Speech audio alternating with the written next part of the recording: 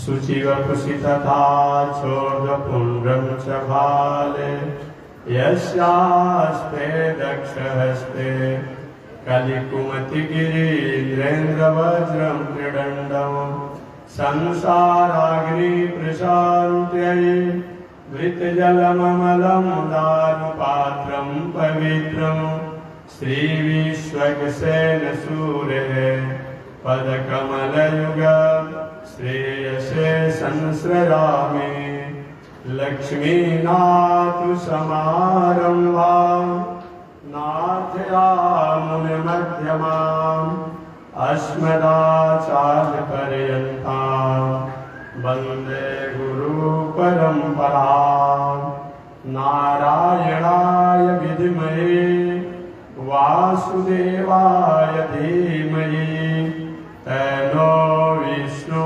प्रचोदयात् महालक्ष्म्यै च विद्महे विष्णुपत्न्यै च धीमहि तन्नो लक्ष्मी प्रचोदयात् तन्नो लक्ष्मी प्रचोदयात्।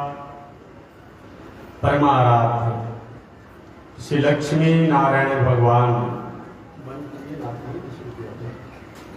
परमाराध्य श्री लक्ष्मी नारायण भगवान भगवत भागवत आचार्य कैंकर्य पारायण महानुभाव पावन भूमि पर पावन कथा को निवेदन किया जा रहा है।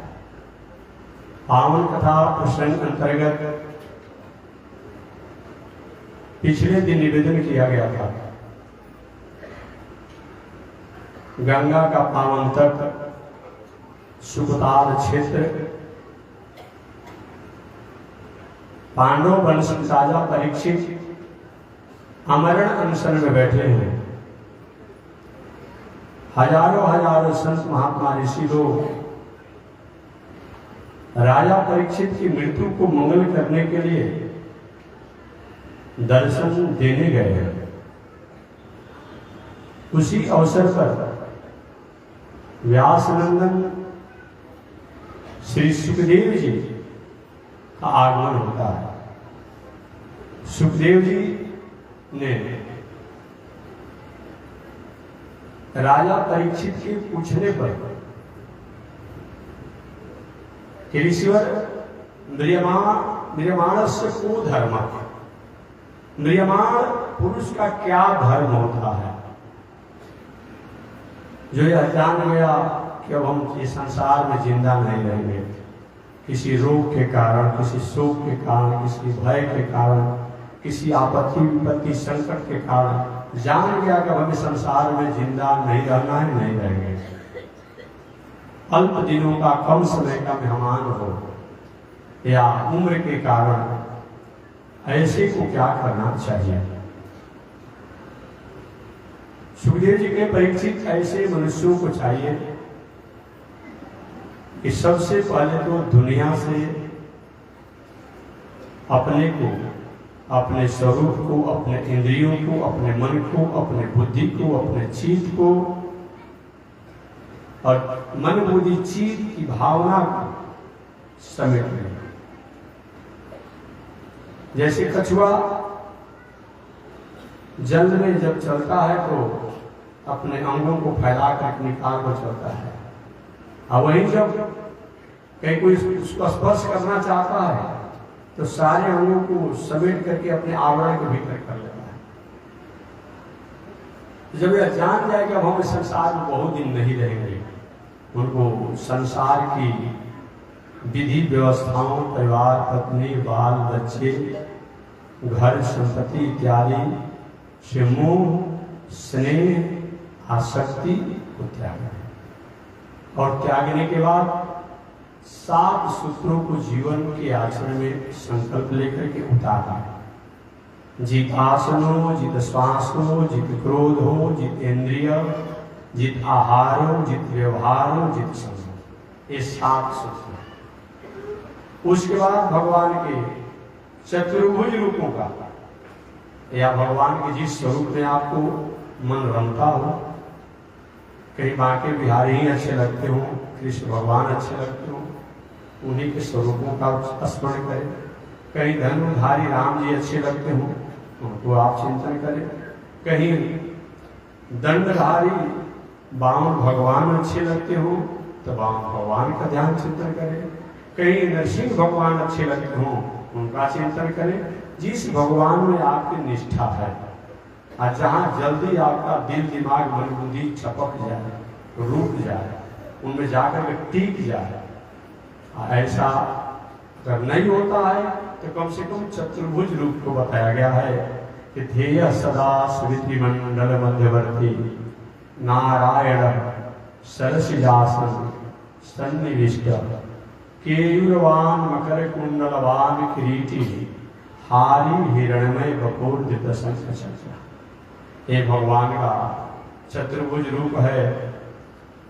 पद्मासन से बैठे हैं, सांवला शरीर है, घुंघराला बाल है, मोती के समान दांत हैं, बिंब फल के समान ओष्ठ हैं, मृगा के नेत्र के समान नेत्र हैं, सुगा के ठोर के समान नासिका है, पीताम्बर पहने हुए हैं, दाहिने हाथ के ऊपर में चक्र लिए हैं, बाएं हाथ के ऊपर में शंख लिए हैं, दाहिने हाथ के नीचे में गदा लिए हैं और बाएं हाथ के नीचे में कमल का फूल लिए हैं। ऐसे भगवान के स्वरूप का आप ध्यान करें, स्मरण करें।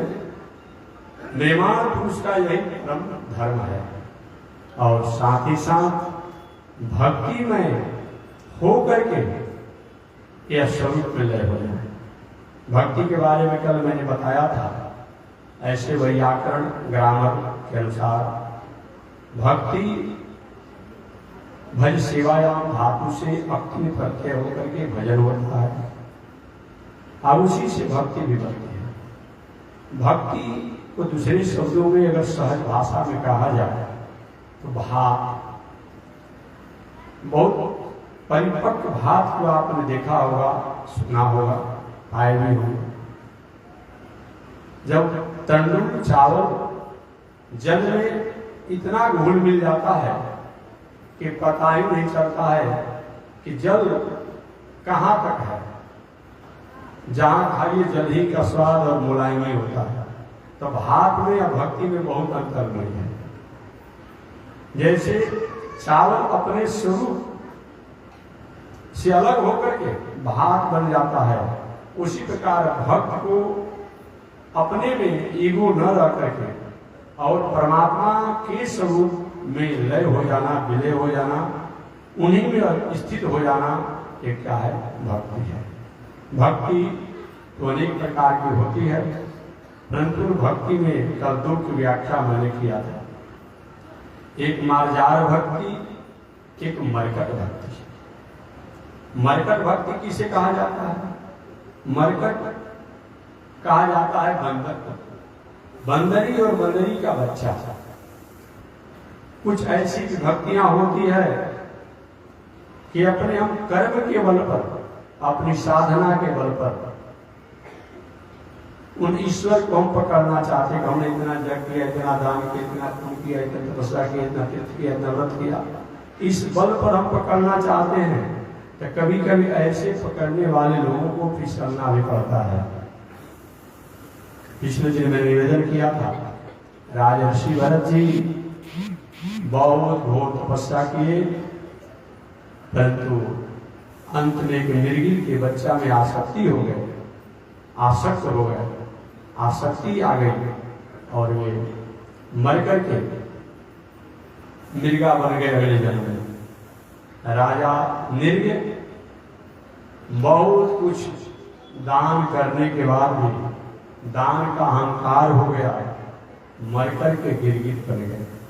राजा नहुष 100 अश्वमेध यज्ञ किए, परंतु स्वरूप को भूल गए और पहले के इंद्र की पत्नी को अपना पत्नी बनाने के लिए, उनकी मर्यादा को, सची की मर्यादा को भंग करने के लिए उनके मन में भावनाएं हुई, वे भी मरकर के अजगर सांप बन गए। ज्ञान मार्ग, उपासना मार्ग, साधना मार्ग, यज्ञ मार्ग, योग मार्ग, कर्मकांड मार्ग, से रहने वाले लोगों को कभी कभी अहंकार की संभावनाएं हो जाती है।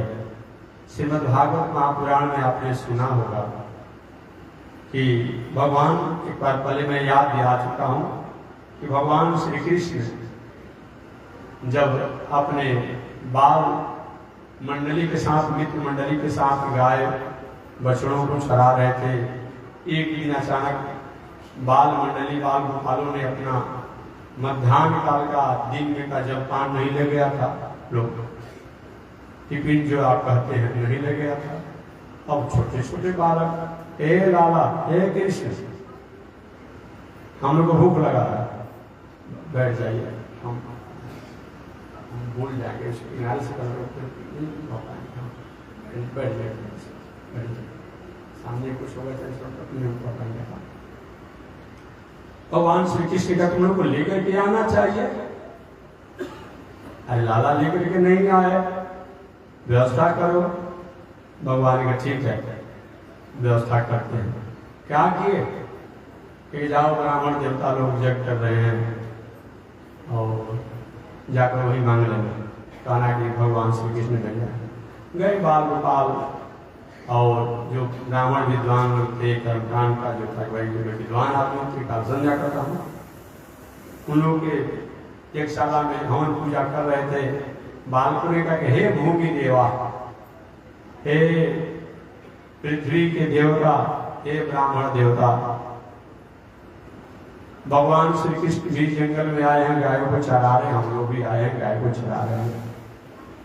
हम लोग आज अपना भोजन जलपान लेकर के नहीं आए, भूख लग गया है, भगवान ने विदा किया है कि वहां से भोजन मांगना।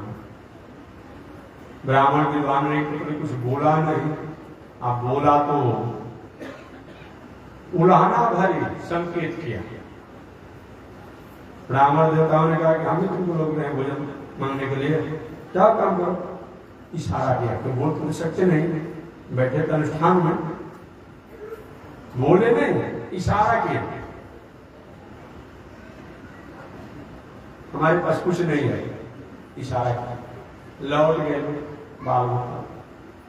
भगवान श्री कृष्ण ने क्या लाया, बाल गोपाल ने क्या लाया, कुछ नहीं लाया।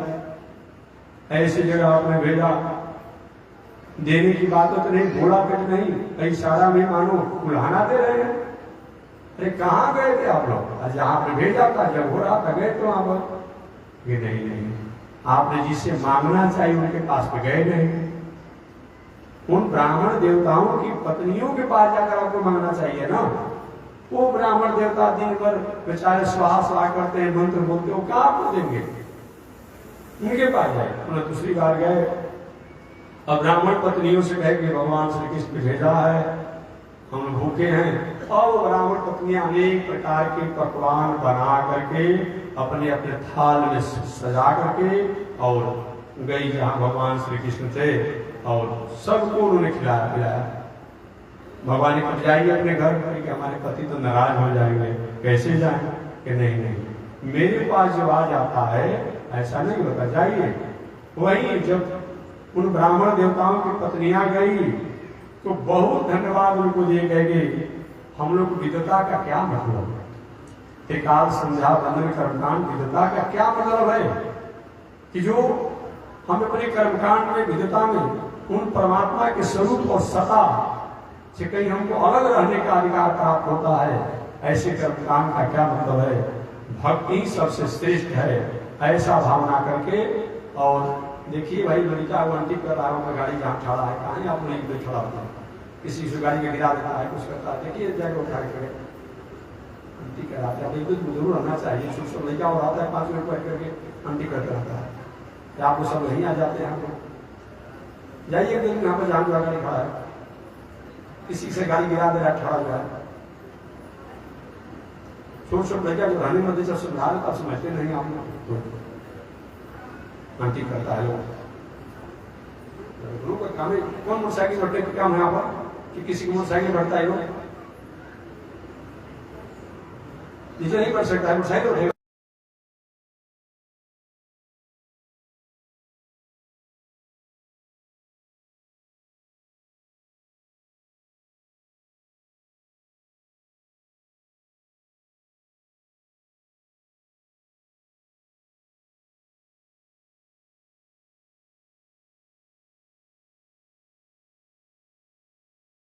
के द्वारा जैसे परमात्मा को प्रसन्न किया जा सकता है, वैसे और कोई उपाय नहीं है। उपाय तो बहुत है। उसमें भक्ति 4 प्रकार की होती है। भक्ति 4 प्रकार की होती है। और भक्ति 4 प्रकार में एक भक्ति तो होता है कि कामना को लेकर के जो भक्ति किया जाता है, जो वर्तमान में हम और आप होते हैं। देखिए, आप कामना नहीं भी करेंगे, आप भक्ति करेंगे तो हमें जो मिलना है सो मिल जाएगा।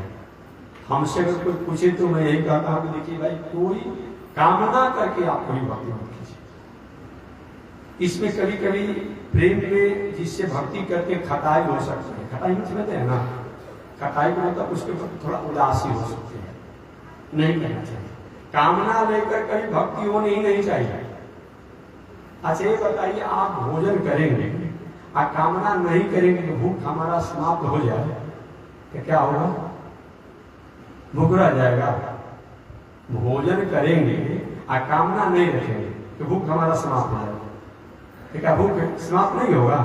पानी पिएंगे और कामना नहीं रखेंगे कि प्यास हमारा समाप्त हो जाए, क्या प्यास नहीं बुझेगा? निश्चित बुझेगा। तो हम नहीं भी कामना करेंगे, पर हमारी जो है ये साधारण घर के मालिक अभिभावक लोग अगर अपने परिवार को देखते हैं, बच्चों के बारे में किसको कॉपी चाहिए, किसको कलम चाहिए, किसको कपड़ा चाहिए, किसको फीस चाहिए, किसको क्या चाहिए, किसको दवा चाहिए, ये अभिभावक जो होते हैं तो क्या उनको पता नहीं है?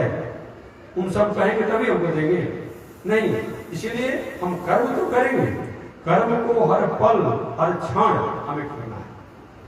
लेकिन कामना लेकर जब किया जाता है तो कभी कभी थोड़ी सी भक्ति में खटाई आ जाती है।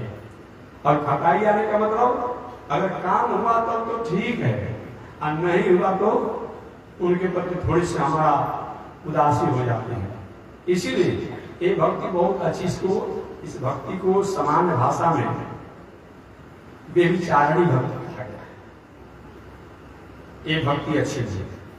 भक्ति होनी चाहिए अव्यभिचारिणी, माने कोई कामना हो ही नहीं। हम नहीं भी कामना करेंगे तो हमको चीज प्राप्त हो ही जाएगा।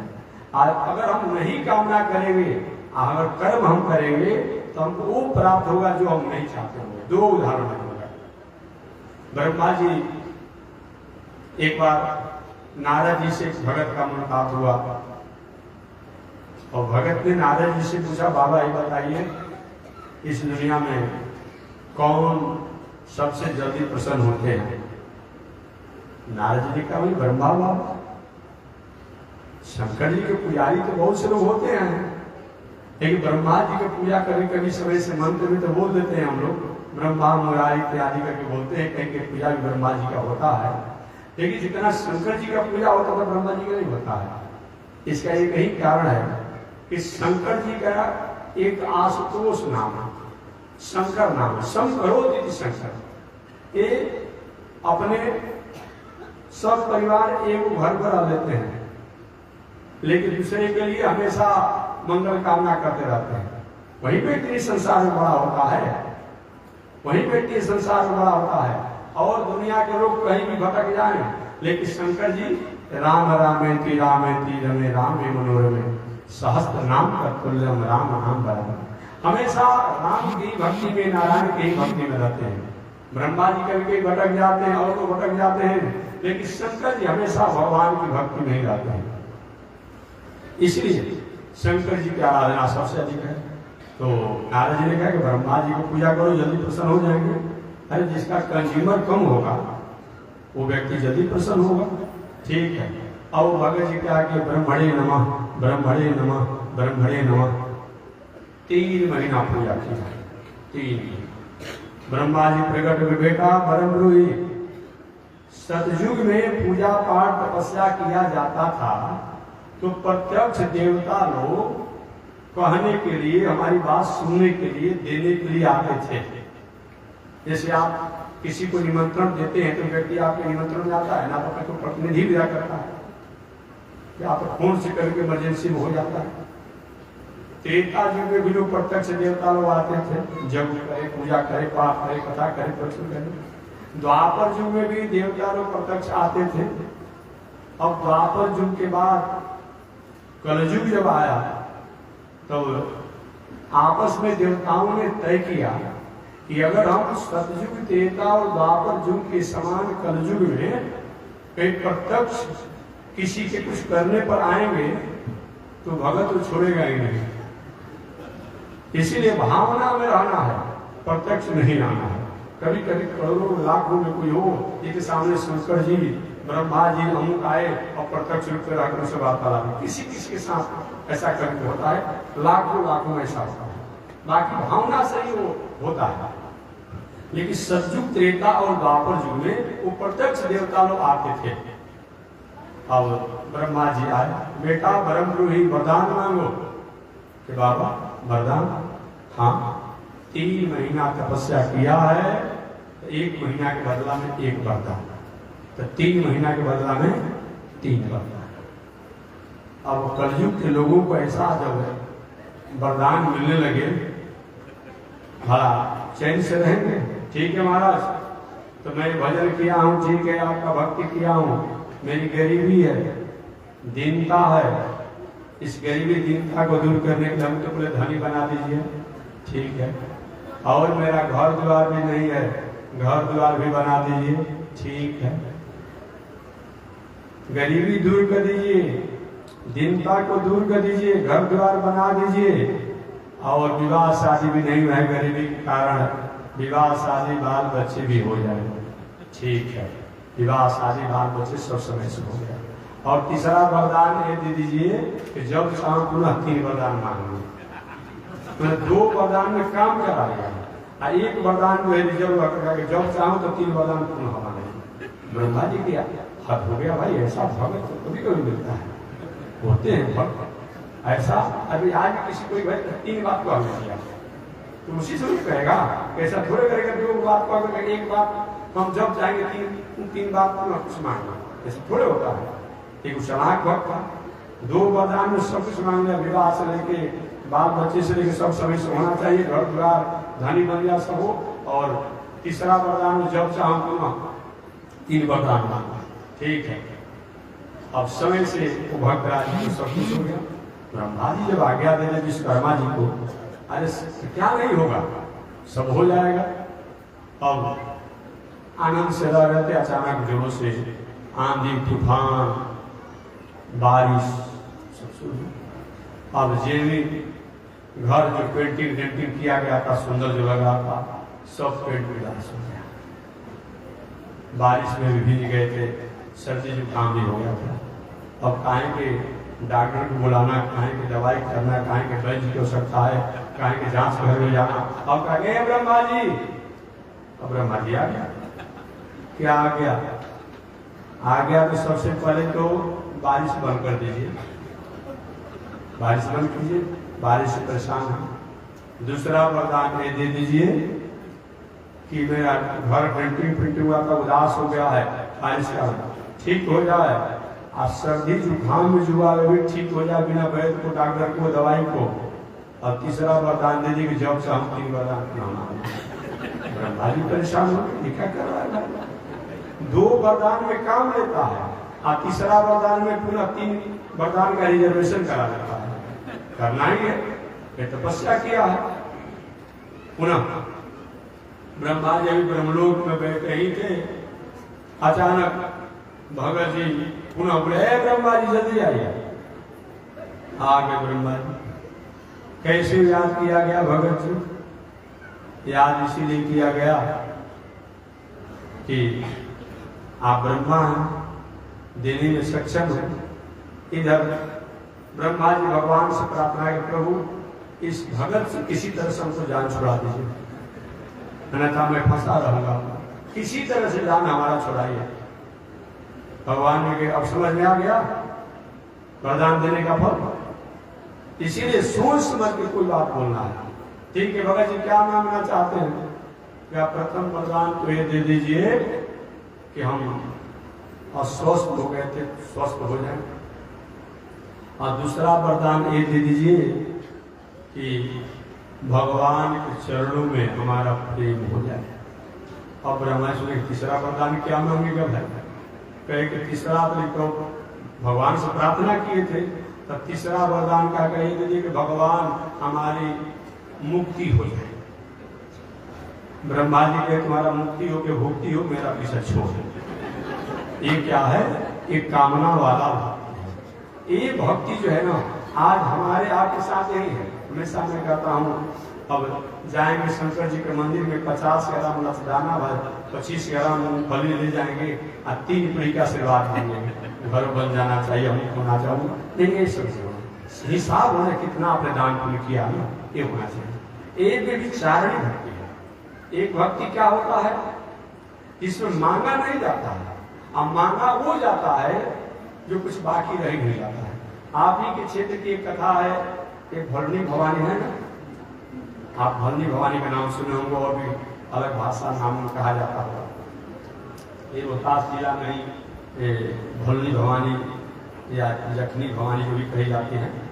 तो एक कथा आती है कि एक उसी के आसपास में प्राचीन काल में एक बालिका थी, लड़की थी।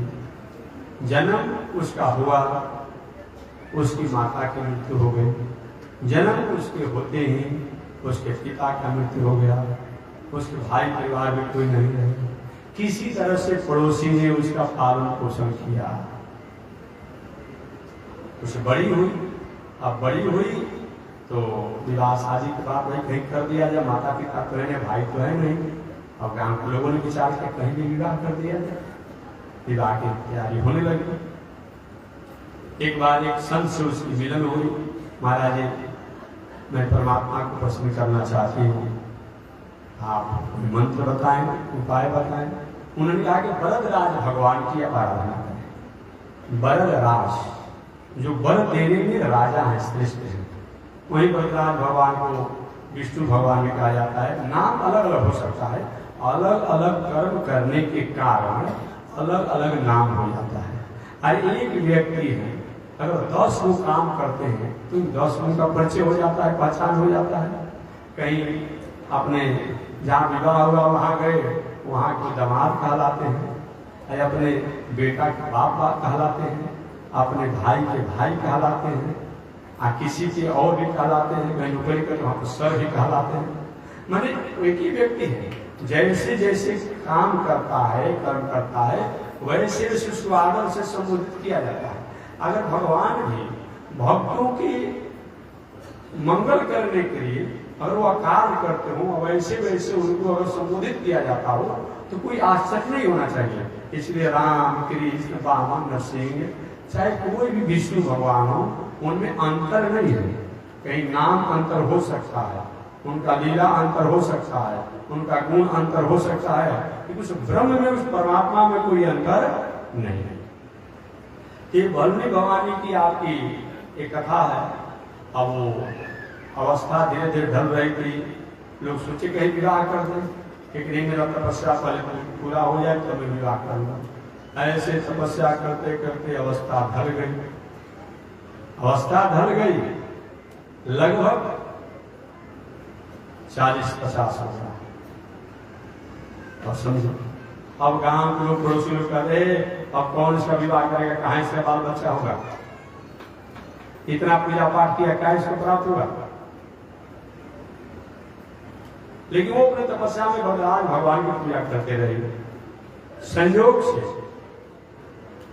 एक दिन वरदराज भगवान की पूजा कर रही थी। वरदराज भगवान प्रकट हुए और कहे, बेटी वरदान, वृद्धा काचित कुमारी, वृद्धा काचित कुमारी, वह कुमारी जो है वृद्धावस्था को प्राप्त कर लिया, लेकिन संतों द्वारा बताए गए वरदान भगवान को छोड़ा नहीं।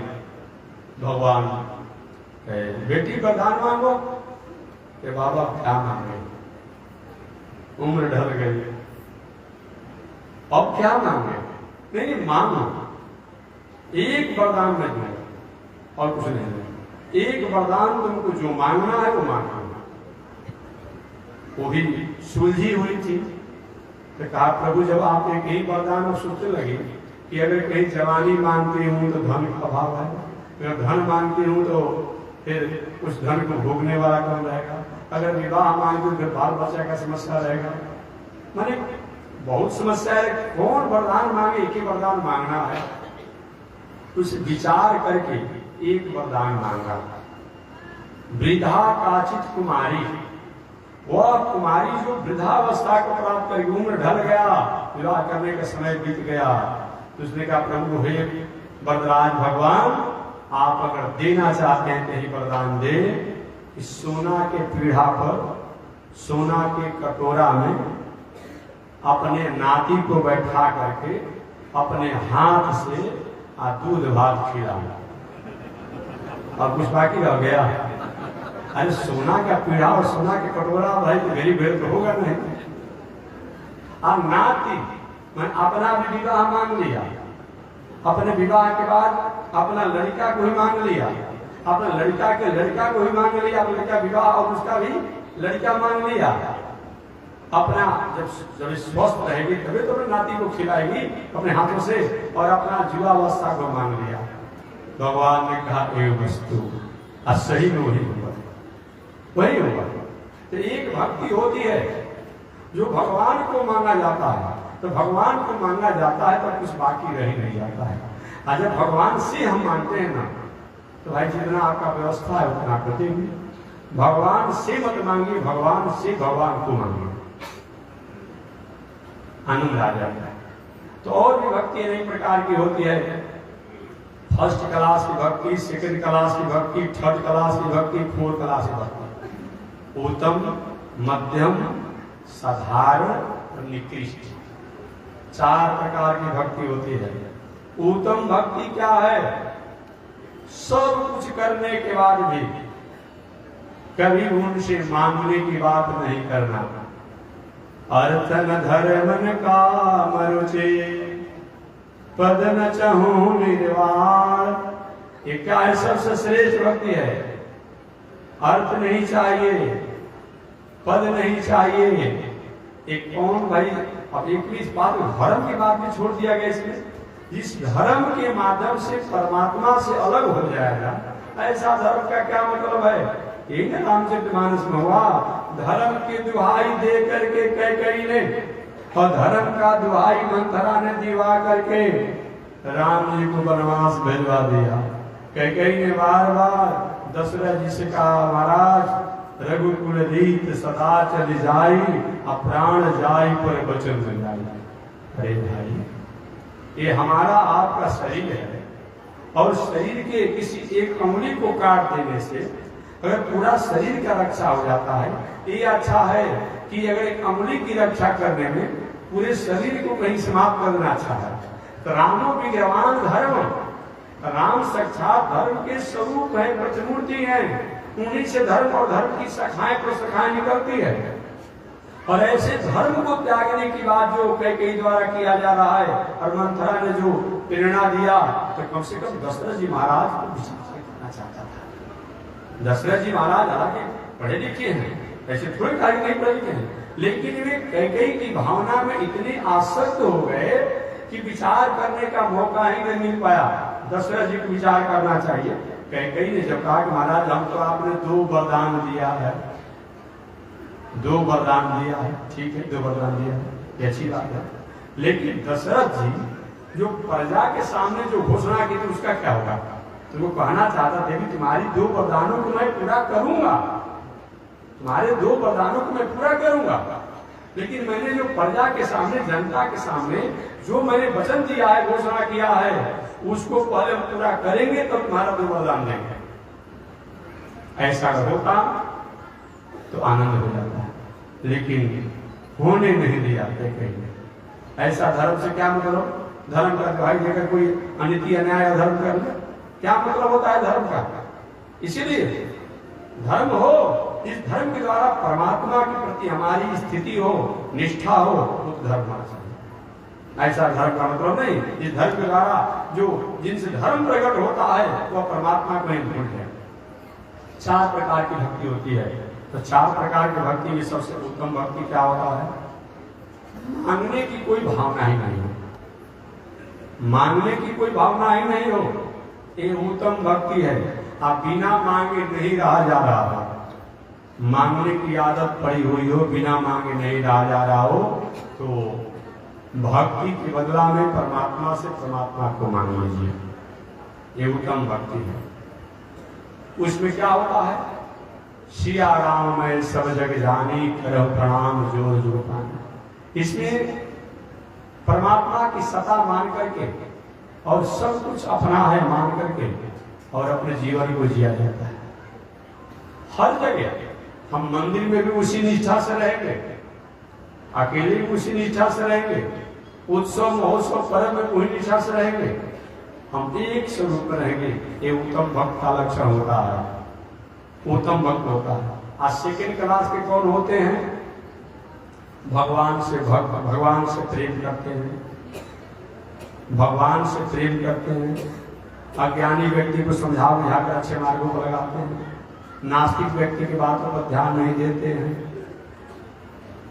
नास्तिक व्यक्ति के बातों पर ध्यान नहीं देते हैं और भगवान के भक्तों से मैत्री रखते हैं, भगवान के भक्तों से मैत्री, भगवान से प्रेम, नास्तिक व्यक्ति को समझा बुझा कर अच्छे मार्ग को लगाते हैं, अज्ञानी व्यक्ति को समझा बुझा कर अच्छे मार्ग पर लगाते हैं और नास्तिक के बातों पर ध्यान नहीं देते हैं।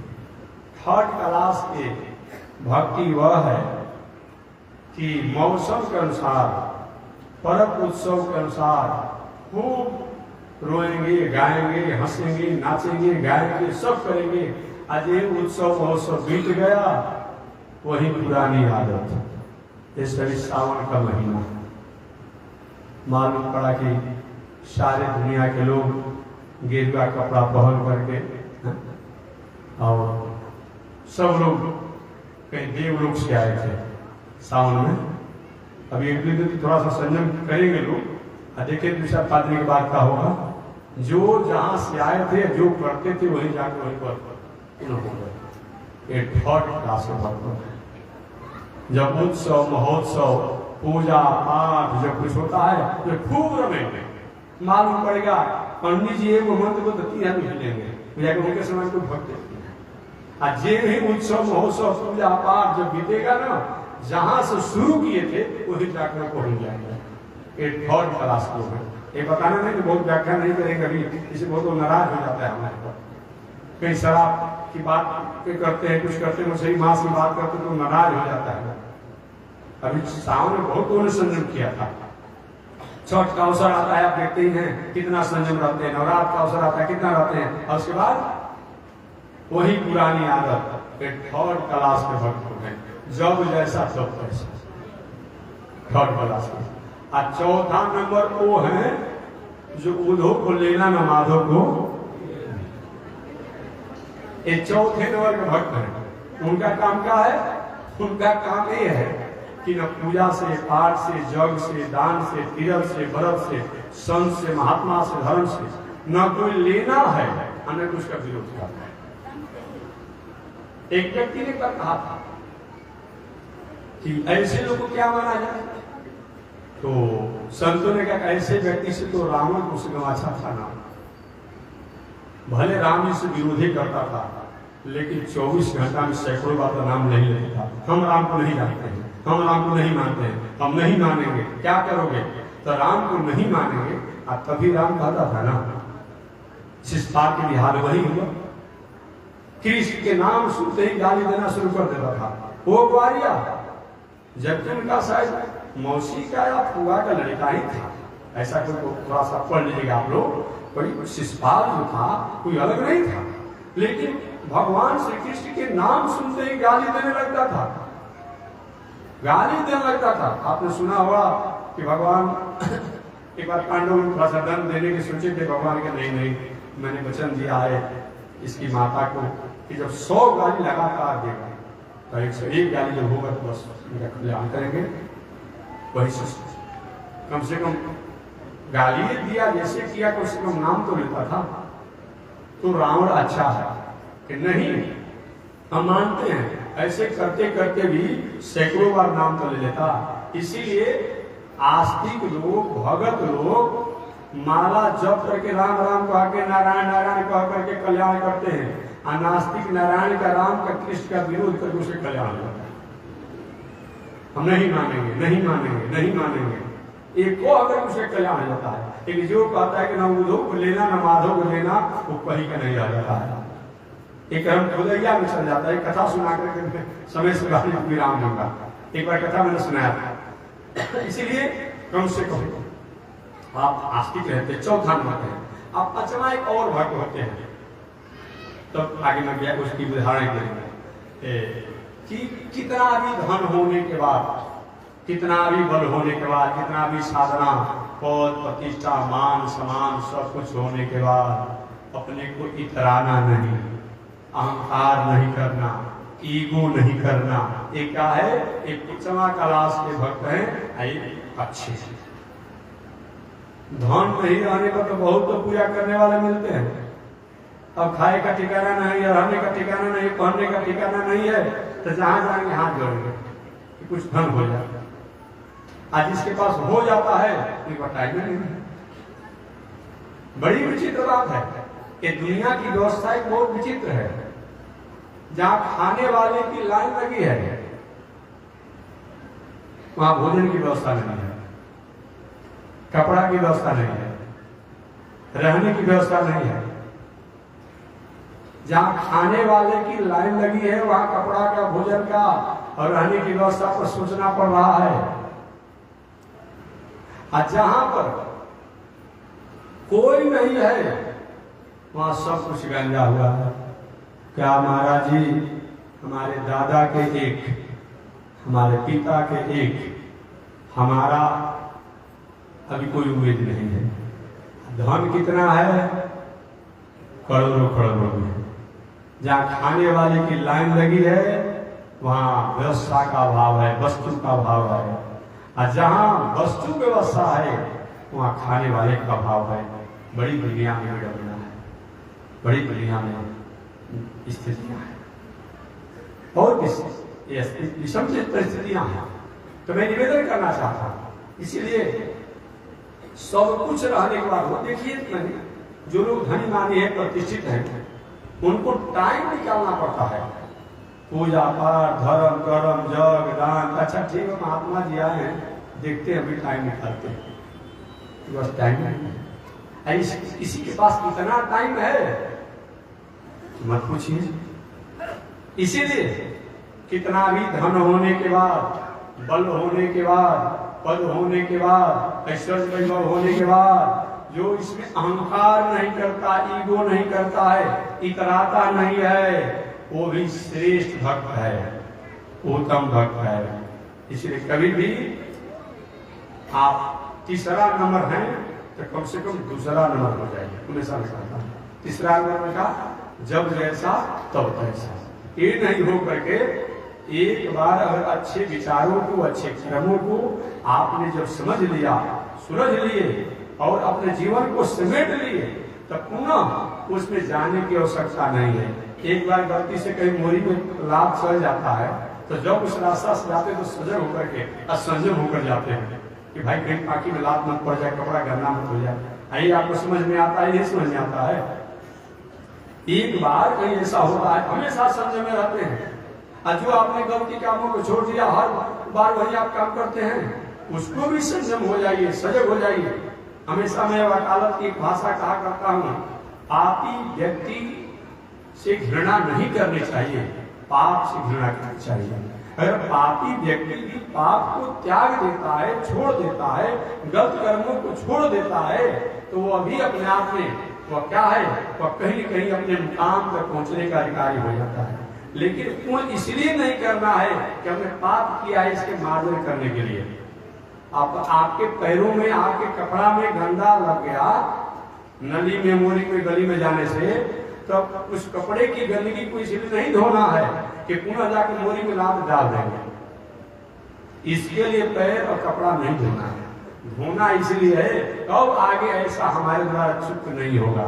हमारे द्वारा अच्छे कर्म जो किए जाते हैं इसीलिए नहीं करना है कि बुरे कर्म में हमारा कहीं छूटे नहीं। अच्छे कर्म इसीलिए करना है कि बुरे कर्म जो होते हैं वो आगे हमारे जीवन में न हो। एक विचार करते हैं। इसीलिए फर्स्ट क्लास तो हो नहीं पाएंगे हम लोग, फर्स्ट क्लास संभव नहीं। फर्स्ट क्लास क्या है? पूरी दुनिया में ईश्वर की सत्ता मान करके रहना, ये संभव नहीं है।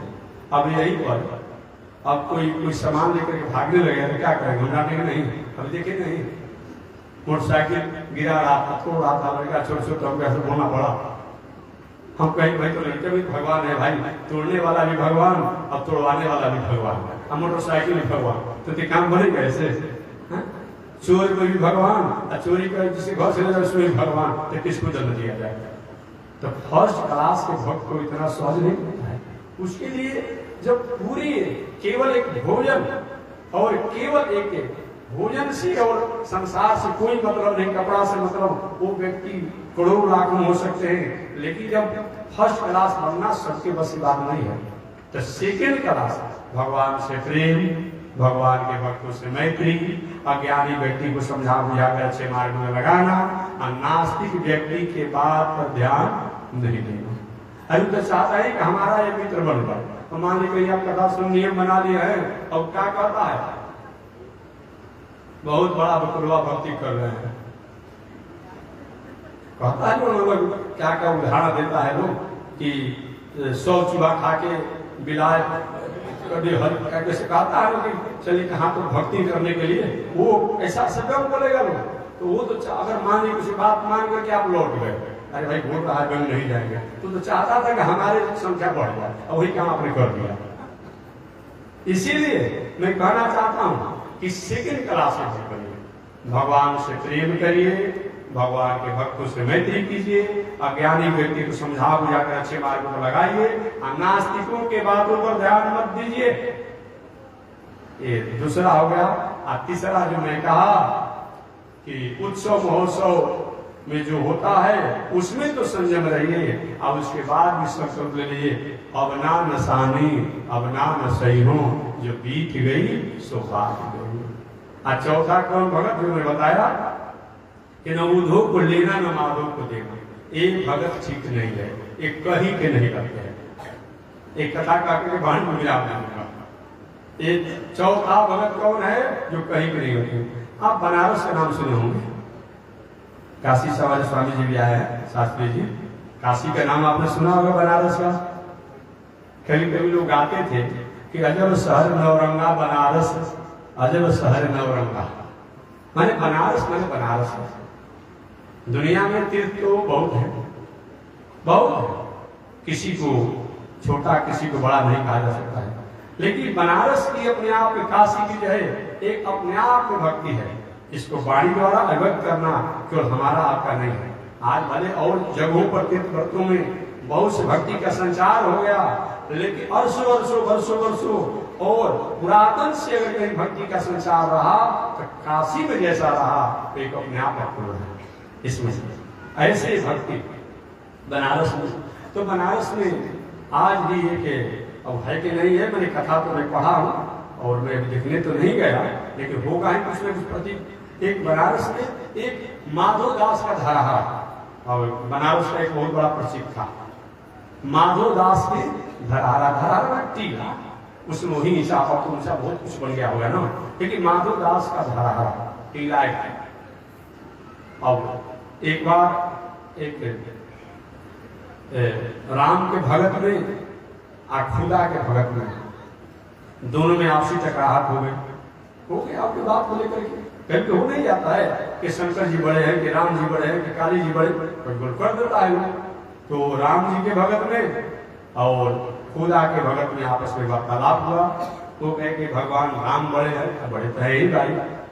अब बताइए जो त्रेता युग में जिनका अवतार हुआ हो, त्रेता युग में जो आया हो, और कोई 1500 वर्ष के भीतर का जो आया हो, इसी तरह से बहुत बड़ा पुरातन व्यवस्था है भाई। ठीक है, भावना के रूप में नहीं, उन्होंने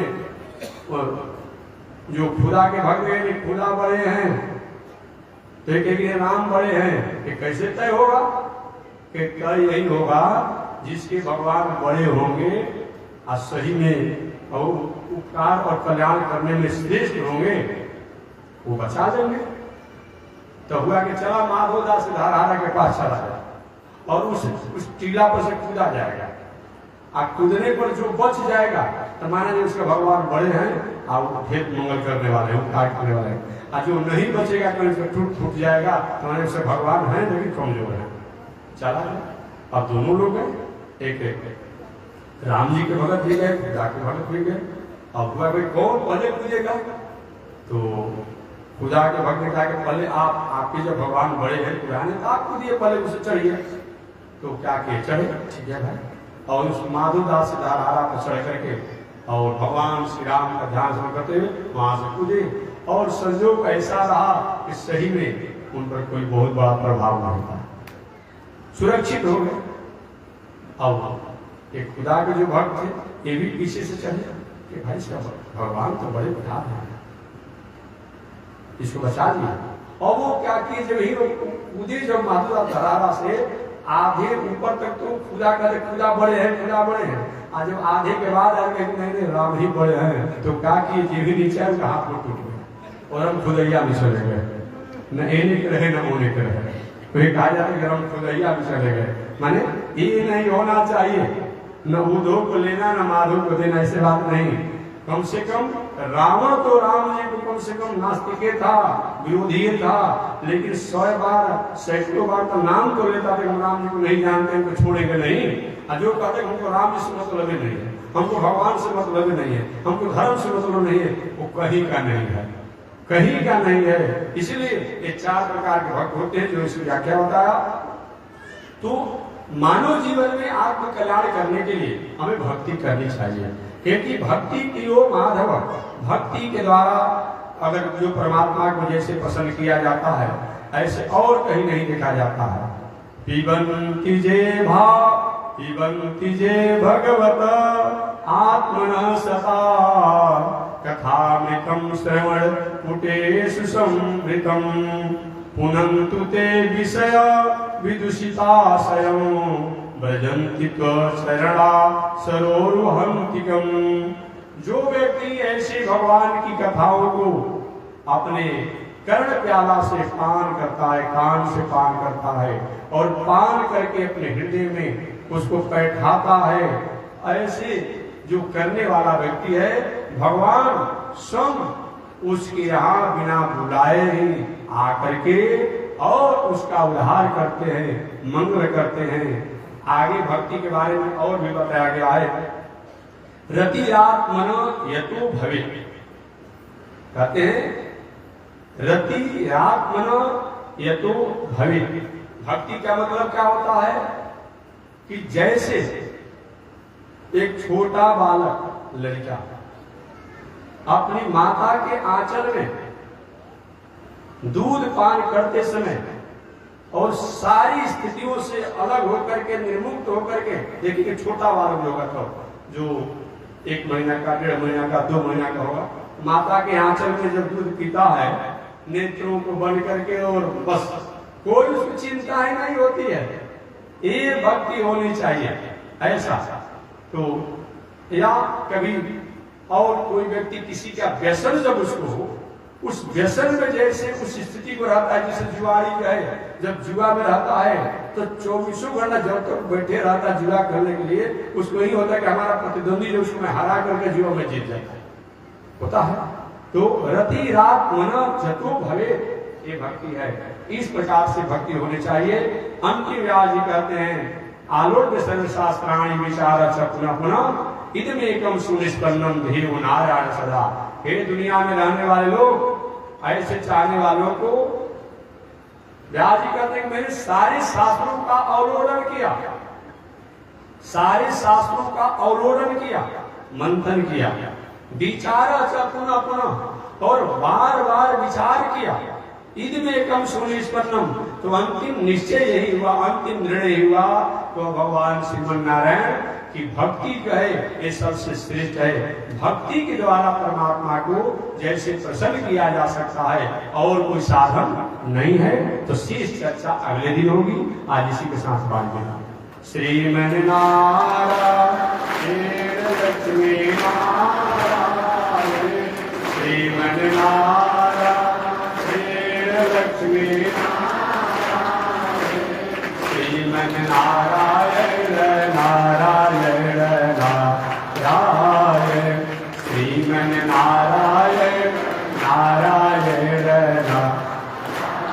बोलिए श्री लक्ष्मी नारायण भगवान की। विश्व जगदाचार्य श्री त्रिदंडी स्वामी जी महाराज की। हरि ओम। शांति शांति शांति। पुनः मैं एक बार याद दिला दूं, प्रातः काल की आरती 7 बजे सुबह से 7:30 बजे के बीच में होगी। तो जो आरती में केवल आरती भगवान का दर्शन करने और सम्मिलित होते हो वो 7 बजे आ जाए और 7:30 बजे तक आरती होगी। शाम को प्रवचन 5 से 6 हमारा समय है। थोड़ा कभी कभी समय के अनुसार आगे पीछे हो जाता है, तो 5 बजे से 6 बजे एक कथा का समय है। और इसके बाद जो कोई बीच में भेंट मुलाकात इत्यादि के जो समय होता है, कुछ शास्त्रीय बात, व्यवहारिक बात, इसके लिए समय निकाला गया 24 घंटा में। 24 घंटा में 4 बजे से 5 बजे के बीच में 1 घंटा भेंट मुलाकात वार्तालाप के लिए, जो कोई बात पूछने के लिए, कोई बात समझने के लिए अगर हो, उसके लिए महानुभाव बहुत पहले आकर यहाँ प्रतीक्षा करने से रहने से कोई बहुत फायदा नहीं है। इच्छा और प्रसाद पाकर विश्राम करें तो कोई आपत्ति नहीं है, लेकिन इस समय 4 बजे सायंकाल से 5 बजे सायंकाल को तय किया गया है। तो आप उसके लिए आना, भेंट मुलाकात वार्तालाप, ऐसा विचार आपसी लेन देन हो, इसके लिए आना हो, विचार का लेन देन करने के लिए, वार्तालाप भेंट मुलाकात के लिए, तो शाम को 4 बजे से 5 बजे आना है। कथा के लिए 5 बजे से 6 बजे आना है। सुबह की आरती के लिए 7 से 7:30 बजे आना है। बाकी आप अपने दिनचर्या और कार्यों को करते रहे। जय श्री नारायण, जय श्री नारायण।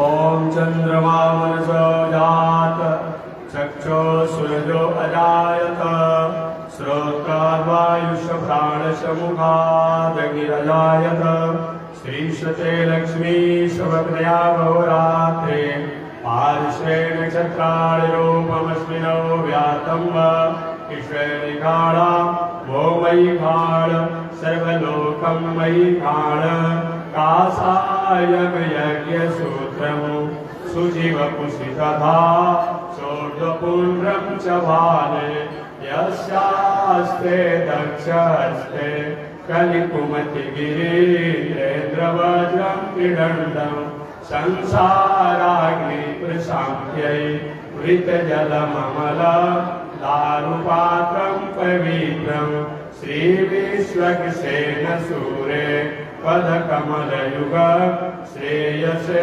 संश्रयामि अमर्याद सूदस चलमतिरसोय्या प्रसवो कृतघ्नो दुर्मानि स्मर परवशो वञ्चन पर नृशंसा पापेश कथमामितो दुःखजलदे प्रपारादुत्रिरस् तव परिचर्यं चरणयो।